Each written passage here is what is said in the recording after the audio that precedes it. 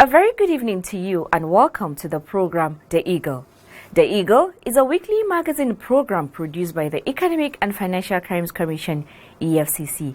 My name is Aisha Muhammad.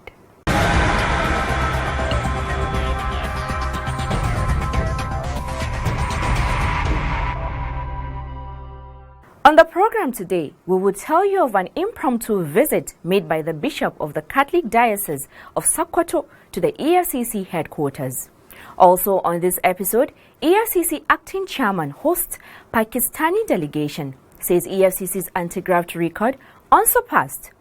All this and more will come your way shortly. My name is Piero Lumumba. I'm a Kenyan. I'm the director of the Kenya School of Law, and I'm happy to be here in Nigeria, having been invited by the House of Representatives and the Senate to speak about and against corruption. I am appealing to Nigerians that you must fight against corruption. I have no doubt in my mind that yours is a great country which can be greater if you succeed in the fight against corruption. I'm happy and gladdened that your President Buhari, has come out and made a resolve that he will lead the fight against corruption. I have no doubt in my mind that if the President, the senators, and members of the House of Representatives and Nigerians decide to fight against corruption and succeed in the fight against corruption, then Nigeria will be the economic power that it ought to be. Nigeria can be great. Nigeria must be great, because if Nigeria is great, Africa will be a great continent.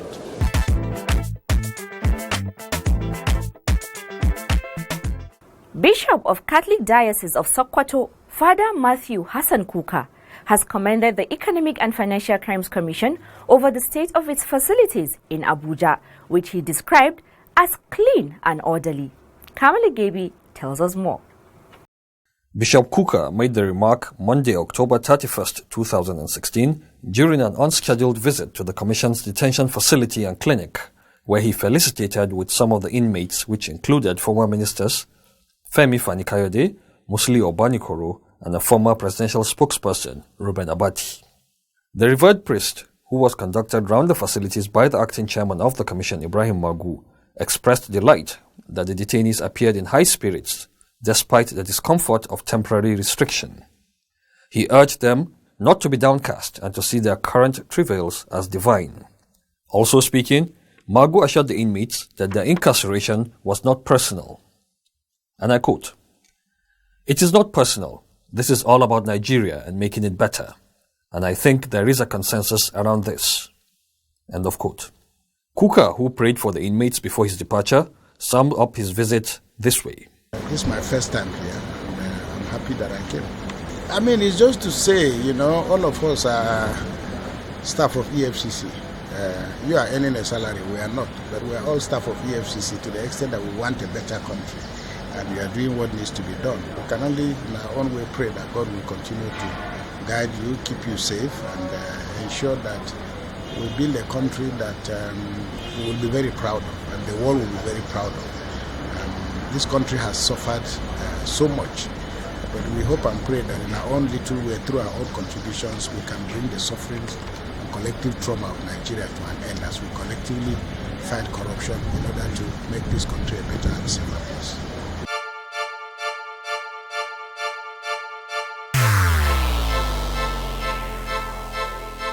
Corruption is dishonesty and illegal behavior by people in positions of trust. A public office is a public trust. Do not abuse positions of trust for private gains. Stay away from corruption. Nigeria is a great nation, and it is our responsibility to make the country greater. If you notice any act of corruption, please report to the EFCC via info@efccnigeria.org or call 09 904 4751 or 09 904 4752. You can also call 09 904 4753. This message is from the Economic and Financial Crimes Commission, EFCC. Acting Chairman of the Economic and Financial Crimes Commission EFCC, Ibrahim Mustafa Magu, has given assurance of the Commission's commitment to tackling corruption in Nigeria. Again, Kamli Gebi is our guide. Ibrahim Magu said the anti-corruption fight embarked upon by the Muhammadu Buhari-led government is total and geared towards bringing the nation's economy back on a sound footing. Magu made this disclosure on Tuesday, October 25, 2016, while hosting a team of participants of the National Management course of the Pakistani National School of Policy at the Commission's head office in Abuja. According to him, the EFCC under his watch had upped the ante in the fight against graft with remarkable success. We are doing very well now because we have a very good political goodwill. Because if to do what we are doing, you must have commitment from the government, and this time around is very good. We have unflinching commitment from the presidency. I can tell you that the president is committed to what we are doing, and is in support of everything we are doing. So, in fact, the goodwill is encouraging us. I'm sure you have been reading.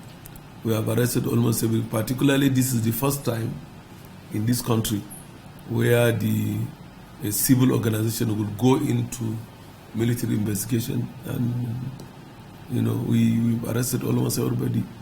We've gotten the former chief of defense staff, and we've been investigated. We are in court. The national security advisor we've arrested, and we are in court, and all the military chiefs. The anti-corruption czar expressed delight over the visit, saying, "We are encouraged that you deemed it fit to visit us while studying here in Nigeria." The EFCC boss also went further to give a brief history of the Commission, an overview of its activities, successes and challenges. He said, and I quote, "In order to check corruption amongst staff, the Commission created the Department of Internal Affairs, DIA, charged with the responsibility of vetting intending staff, investigating staff, receiving petitions from the public concerning staff, and making sure all members of staff are men of integrity." End of quote. Irum Bukhari, a directing staff at the NSP who led the 8-man delegation, thanked the EFCC boss for making out time to receive them, saying, "Their interest in this particular organization, sir, is of vital importance for us because in Pakistan, they being civil servants, they are very interested in all of them, including myself. We are interested in learning the experience, how it has been with the ECC, because we have similar institutions that we've set up in our country.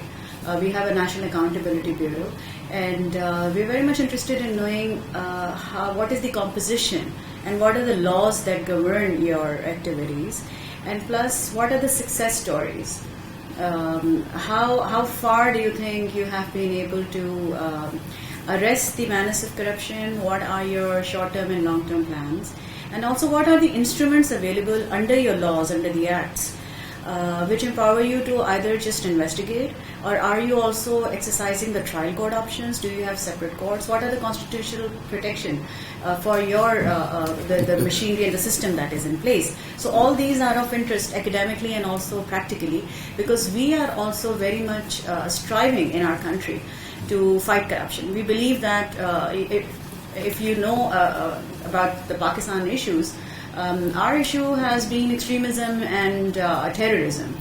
And we firmly believe that if we do not control corruption in the country, then that corruption eventually leads to some kind of a funding for extremism and terrorism. So in that aspect also, we find that this is something very important to us. And for all the members of my delegation, this is something that they would learn and when they go back, because no matter which service group, they represent various service groups of our country. And each officer comes with at least 25 to 30 years experience of having served in the public sector. But this thing is common to all. Whether it's the railways officer or whether it's a police officer, this is something which is a common thread for all civil servants internationally, and we're very much interested. Bukhari explained that the delegation comprised top civil servants who had served in the Pakistani government for many years and were here to study and improve themselves in order to handle key positions in the decision-making of our country. And I'm representing the government of Pakistan. And today I'm here at the EFCC, and I'm extremely encouraged and happy about the work that the EFCC is doing. And I hope that the mission of the president, where he wants to kill corruption before it kills Nigeria, it is going to be implemented by the EFCC. So good luck to the EFCC. She expressed optimism that the visit would further strengthen the bilateral relationship of both countries. Imagine a society where everything works. Durable road networks, stable electricity supply, portable water, well-equipped and functional healthcare facilities, quality education for all, affordable housing schemes, social security benefits, job creation, and a lot more that makes life comfortable to live. That is an ideal society. We can only achieve these if we all play our part. Say no to corruption to enjoy these benefits. Kill corruption to save Nigeria. This message is from the Economic and Financial Crimes Commission, EFCC. Welcome back. If you're just joining us, this is The Eagle, coming to you from the stables of the Economic and Financial Crimes Commission. We now move to court matters. The trial of Abiodun Agbile, aide and confidant of Ekiti State Governor Ayodele Fayose, got underway in Abuja, with the first prosecution witness providing a blow-by-blow account of how the accused supervised the disbursement of a sum of over 1 billion naira as part of the 4.7 billion naira that was transferred from the impress account of the Office of the National Security Advisor to the bank account of Sylvan McNamara, a company allegedly owned by the sons of a former Minister of Defense, Senator Musliu Obanikoro. The report. Agbele is facing an 11-count charge of fraud before Justice Nnamdi Dingba of the Federal High Court sitting in Maitama, Abuja, for allegedly diverting 1.2 billion naira from the office of the former National Security Advisor, Sambo Dasuki. At the commencement of the trial, Alade Oluseyi Sunday, a manager and branch head of Zenith Bank, narrated how 1.2 billion naira was disbursed on the instruction of Agbele. And I quote, "I first met Agbele on June 17, 2014. On that day, my zonal head, Abiodun Oshode, informed me that he received a message from Lawrence Akande, the zonal head of Oyo State branch of Zenith Bank, that a customer will be coming to the bank from the airport with cash. He said that I should arrange for a bullion van to be taken to the airport to convey the cash when it arrives. After about an hour, Oshode walked to me that the customer is in the bank, and I followed him to his office where he introduced Mr. Abiodun Agbele to me as the customer. Agbele told me that they had security details and that I should not bother about policemen since they had enough. That was how I, my zonal head, the bullion van driver, Agbele and his team drove to the airport. When we got to the airport, we waited for some minutes before the aircraft arrived. When the aircraft offloaded its passengers, one of them appeared to me to be Senator Musliu Obanikoro, and the other one appeared to be his ADC, Adewale. Agbele walked up to them and had a discussion with them. Thereafter, he signaled me to bring the van. Bags loaded with cash were evacuated into the van, and Obanikoro's ADC, I and Agbele drove back to the bank. When we got back to the bank, we bundle counted the cash, and it was 724,500,000 naira. Agbele told us that more money was still coming, and then Obanikoro's ADC left for the airport immediately. In the evening, all of us left for the airport a second time.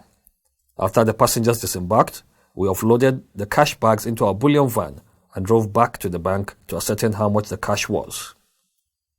The second tranche of cash was 494,000,000 990,000 naira, bringing the total sum to about 1.2 billion naira.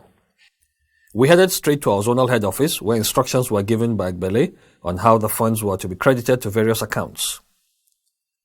However, because of the amount involved, we needed to detail count before crediting the accounts the next day. All these are recorded in the statements I volunteered to the EFCC. End of quote. Thereafter, prosecuting counsel gave the witness 4 statements he volunteered to the EFCC, which he identified. 3 of the statements were made on June 2nd, 2016, while the other one was made on June 4th, 2016. They were all tendered and admitted as exhibits.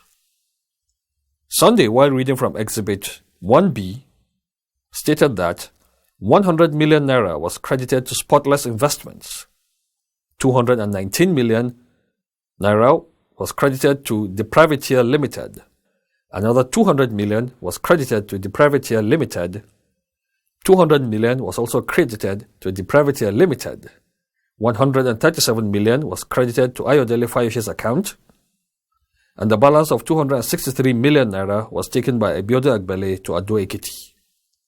The Privateer Limited account is domiciled in the Ibadan branch of Zenith Bank. The Spotless Investments account is also domiciled in Ibadan branch of Zenith Bank too, while Ayodele Fayoshe's account is domiciled in Zenith Bank, Lagos branch, he stated. Thereafter, Justice Dingba adjourned to November 14th and 17th, 2016 for further hearing.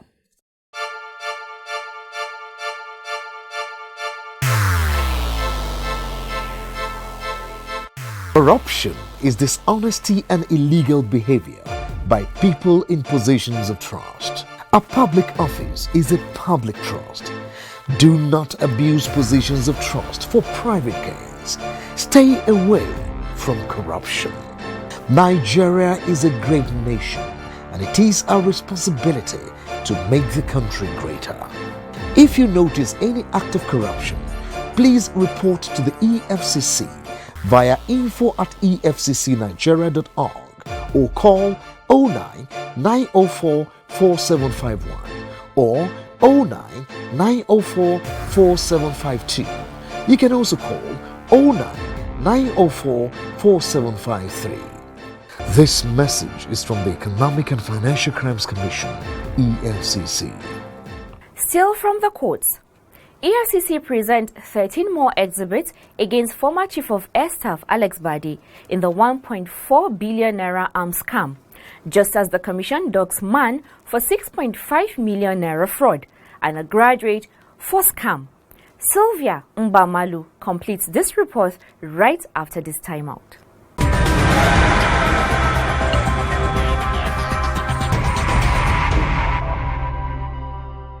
Justice Okon Abang of the Federal High Court, sitting in Maitama, Abuja, on Thursday, October 27, 2016, admitted another 13 exhibits tendered before it by the Economic and Financial Crimes Commission, EFCC, in the ongoing trial of the former Chief of Defense Staff, Air Chief Marshal Alex Bade, retired. Bade is being prosecuted by the EFCC alongside his company, Iyalikam Nigeria Limited, for allegedly abusing his office by using the dollar equivalent of the sum of 1.4 billion naira removed from the accounts of the Nigerian Air Force, NAF, to purchase properties in choice areas of Abuja between January and December 2013. The offence contravenes Section 15, subsection 2D of the Money Laundering Prohibition Act 2011 as amended, and punishable under Section 15, subsection 3 of the same Act. Counsel to EFCC, Rotimi Jacobs, SAN, led the 7th prosecution witness, PW7, Oluwatoyin Oke, a businesswoman, from whom the first defendant, Bade, allegedly bought a choice property in the Wusetu area of Abuja in evidence. The witness told the court that she used to own and live in number 19 Kumasi Crescent, Wusetu, Abuja, also known as Plot 456 Kumasi Crescent, Wusetu, until 2013, when she sold it for 260 million naira.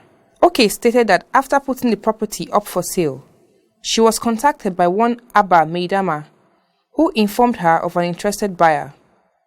Upon inspection of the property, Maidama further informed her that his client was ready to commence payment in 3 installments. The PW7 told the court that the first installment she received was 550,000 United States dollars, which was paid into her account by the agent. Upon receipt of the second and third installments of the dollar equivalent of 260 million, OK stated that she signed and handed over all the original documents and title deeds of the property, including a power of attorney, deed of assignment, and deed of sale to Maidama. Prosecuting counsel now asked the witness to ascertain copies of the documents which were shown to her in court, and she did. Thereafter, the documents were tendered and marked as Exhibits D8 to D20, with no objection from lead defense counsel Akin Olujimi, SAN. Olujimi was called upon to cross-examine the witness, to which he declined. Justice Okon Abang thereafter adjourned to November 2nd and 3rd, 2016 for continuation of trial.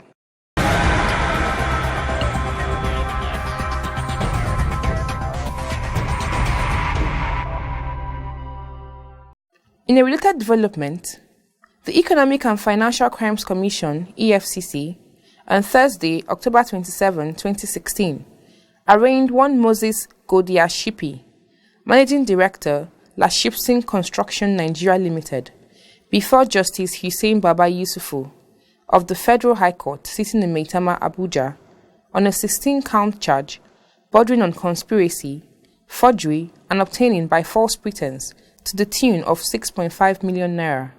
Shipi allegedly conspired with one Harrison Olga Job at large to defraud one Abiola Jacobs of Delmark Nigeria Limited of the said sum under the pretext that he had a contract for the supply of crude oil from the Nigerian National Petroleum Corporation to Ghana.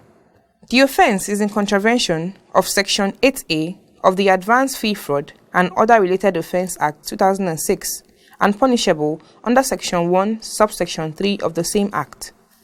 The accused person pleaded not guilty to the charges preferred against him. Upon his plea, counsel to EFCC, Dian Nkwap, urged the court to fix a date for trial to commence and asked that the accused person be remanded in prison custody. But Shipi's counsel, Caleb N. Ramnap, prayed the court to admit his client to bail, adding that the offence is bailable. Justice Baba Yusuf admitted the accused person to bail in sum of 5 million naira with one responsible surety who must be a civil servant, not below grade level 12, or any other person who has a landed property within the FCT. The case has been adjourned to January 24, 2017 for hearing. Meanwhile, one Okumwedia Victor was also arraigned before Justice P.I. Ajoku of the Federal High Court, Benin City, on a 3-count charge bordering on fraud and obtaining by false pretense. Okumwedia, 29, a graduate of Delta State University, is alleged to have presented himself as Sister Julia Imoke, founder and coordinator of Happy Home Orphanage, in his attempt to extort money from unsuspecting persons.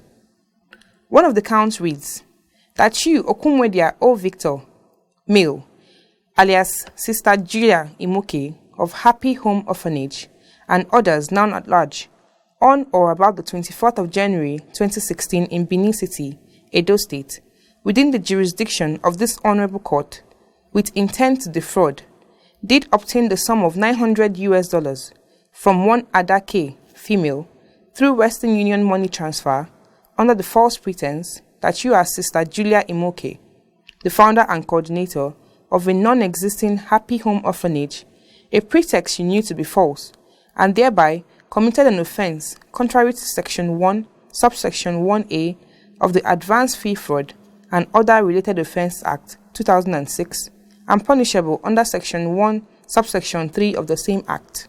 The accused person pleaded not guilty when the charge was read to him. Counsel to the Commission, M.T. Iko, asked the court to fix a date for trial and to remand the defendant in prison custody. Attempt by the defense counsel, Osman Idehen, to move for bail was refused by the court. Justice Ajoku adjourned the matter to November 16 for trial and ordered that the defendant be remanded in prison custody. Sylvia Mbamalu, reporting for the Eagle. And that's all we have for you on this week's edition of The Eagle. Do join us same time next week for another interesting package. To leave a comment, please send your contributions to The Eagle at efccnigeria.org or search for us on Google Plus at Official EFCC or officialefccng@gmail.com. You can also like our page on facebook.com/Official EFCC or follow us on Twitter at Official EFCC. And to watch our programs and other activities, please log on to youtube.com/Official EFCC. My name is Aisha Muhammad. Have a beautiful evening and God bless Nigeria.